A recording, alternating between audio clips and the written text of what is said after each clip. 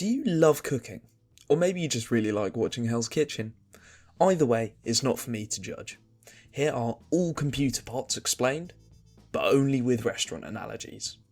If you're enjoying this series, please let me know and maybe I'll come back with a third part. The CPU, or Central Processing Unit. The CPU is much like the head chef in a kitchen. They are responsible for making sure the kitchen is operating correctly, efficiently, and making all the important decisions related to tasks.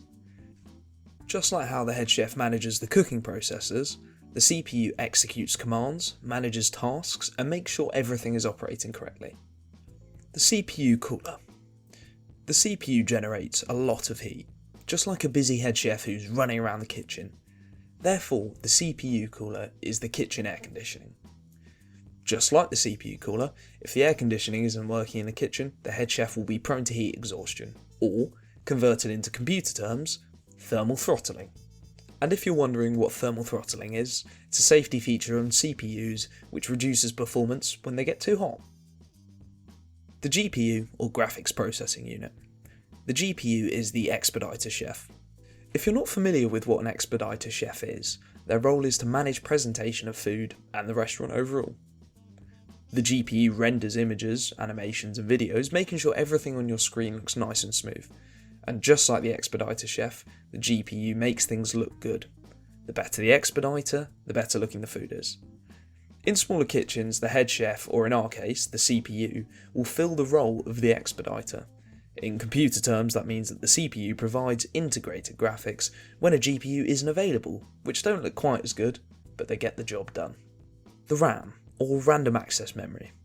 The RAM is a prep station which holds all the ingredients the chef needs at a moment's notice.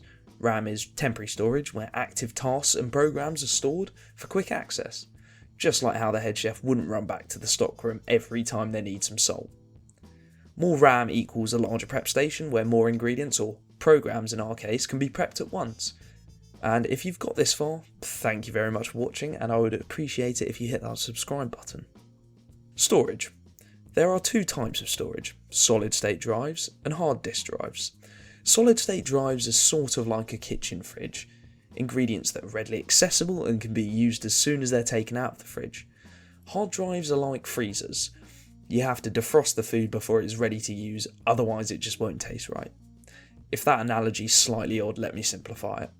SSDs are fast and hard drives are slow. Motherboard. The motherboard is the layout of the kitchen. It connects everything and allows communication between components. Just like a well-organised kitchen layout allows chefs to work efficiently, a well-designed motherboard allows components to operate together efficiently at their designed speeds. If a motherboard is cheap or poorly designed, it will bottleneck the components, just like a poor layout preventing speed and efficiency. And for the power supply. I really struggled with an analogy for the power supply until I realised I was looking a bit too deeply into it. The power supply is like the power that goes into the restaurant. It converts power from the wall into usable energy for the computer's components.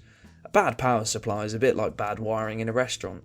If it doesn't provide enough power, the entire restaurant will shut down. And lastly, we have the case. The case is the restaurant building. It protects components from dust and damage, whilst allowing proper airflow.